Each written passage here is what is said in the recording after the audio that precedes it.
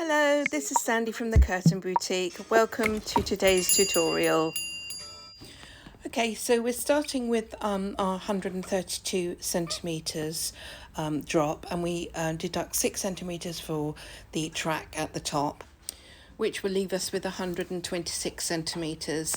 So with that, we deduct our perfect half pleat size of 18, and we're left with an odd number of 7. So that means we'll have 3 full pleats and 1 half pleat, but the top pleat obviously will include the 6 centimetres. So here are our calculations. We have a 132 drop, we deduct the 6 for the track, and we are left with 126. So we're giving you another example. So we've got 140 to start with, and we minus our 6 centimetres at the top, we're left with 134 centimetres, and we divide our 18 into that, and we're left with 7.4. So we then round it down to the nearest odd number, which is 7, and that gives us 19.1 for our pleats.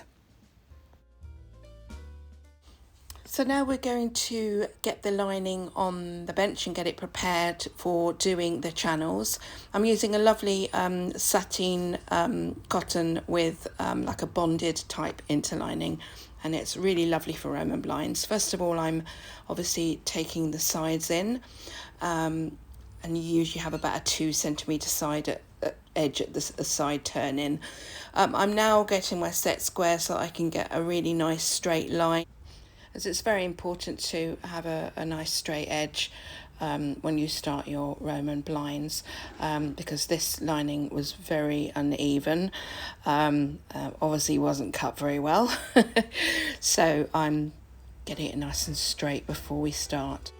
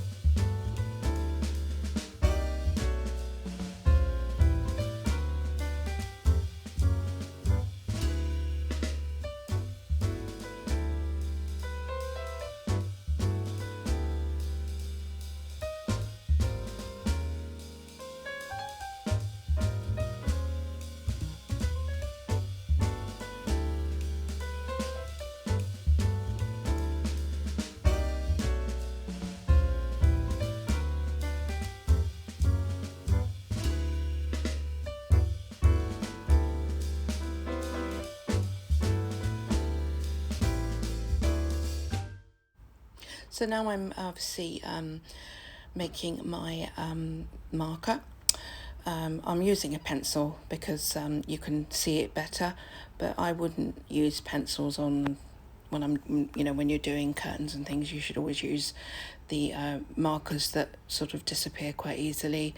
But obviously I'm cutting along the bottom, and I'm making sure it's really accurate, because when you start to measure your pleat, for your rod pockets, you'll want the bottom to be, really accurate all the way along, so that your pleats are nice and straight.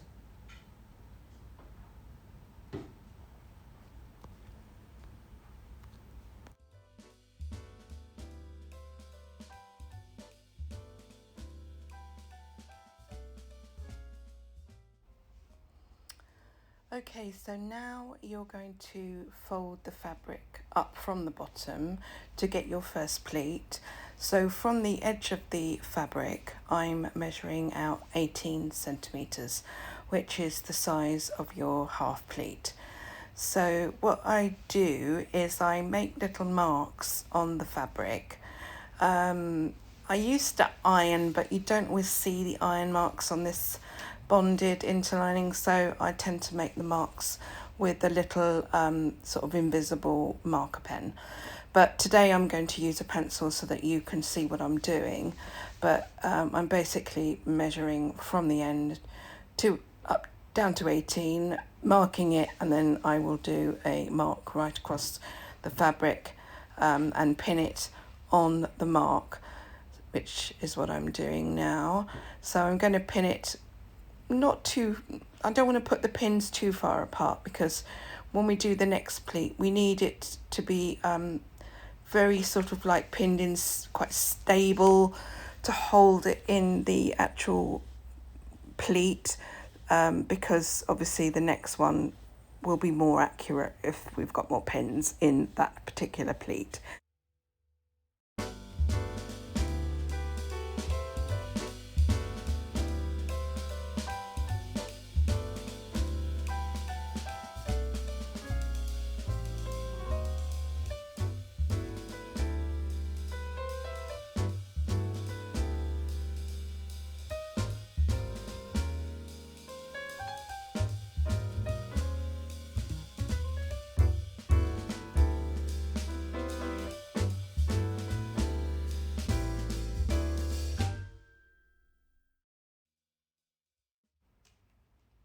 So now we're doing the second pleat.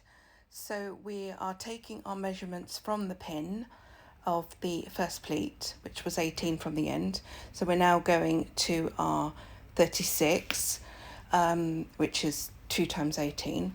So yeah, I'm marking 36 all the way along, exactly how I did with the bottom pleat. And then I shall put a pencil line across and pin it against that pencil line.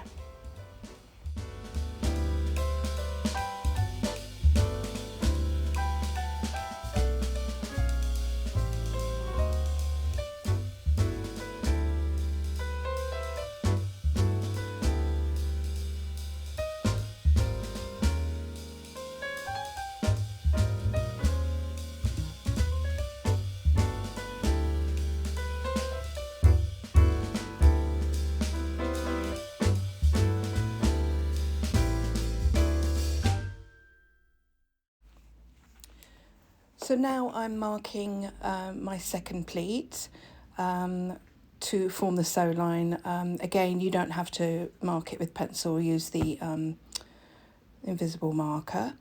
But I am now pulling it down to determine the size of my rod pocket. And I would only stick to 1.5 centimetres if you're doing like a bonded interlining, because obviously it's quite thick, and if you make it too thin the rod pocket won't actually go through very easily. So once you've formed that, obviously pin this in place along your sew line.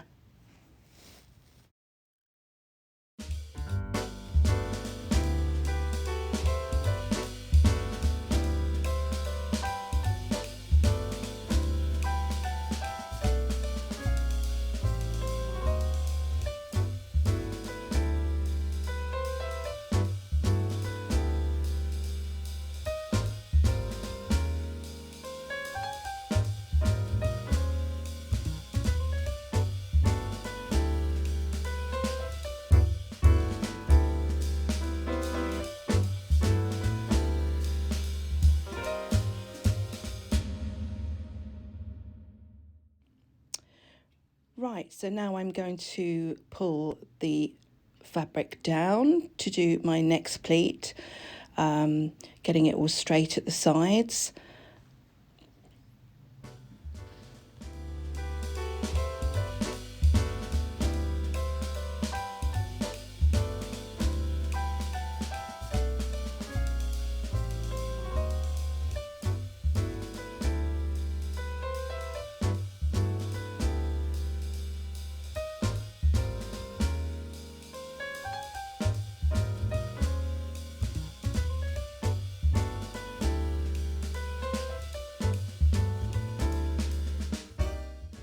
So now I am measuring from the last pin to the 36 centimetres that we need for the next full pleat. And same as the last one, I just go along at intervals. I'd sort of say, you know, every 30 centimetres make a marking, depending on how wide your blind is. But yeah, and then obviously join it together with your steel wool, making sure it's really straight, because obviously this is going to mark the pleats, so they've got to be really straight.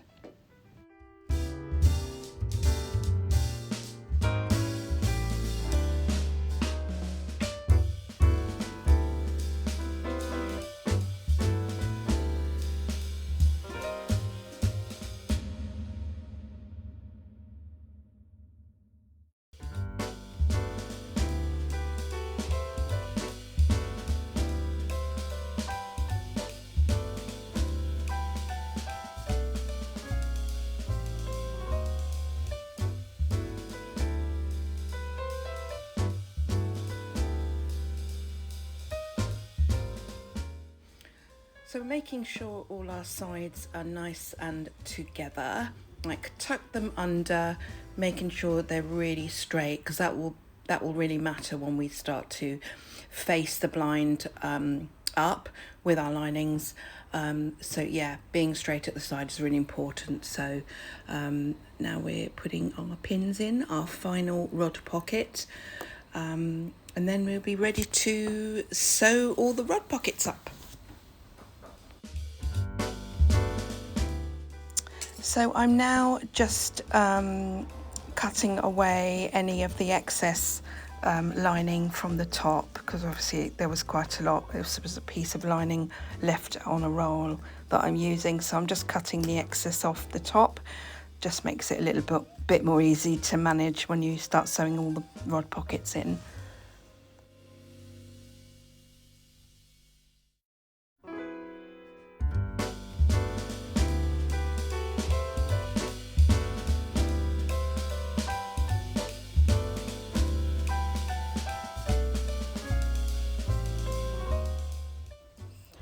So I'm just checking everything is okay in terms of my measurements. I just wanted to let you know that you should always allow either 1.5 or 2 centimetres turn in at the side, so make your lining either 3 or 4 centimetres shorter than your actual blind. Yeah, so all that's left now is to obviously sew all your channels in and then give it a good press, and it's ready to face up with your blind. Anyway, thank you so much for joining me today. Please like and share and subscribe and hit the bell button. It really helps my channel, so I'm really looking forward to sharing lots of future tutorials with you. So yes, thank you again for joining me, and I'll say goodbye.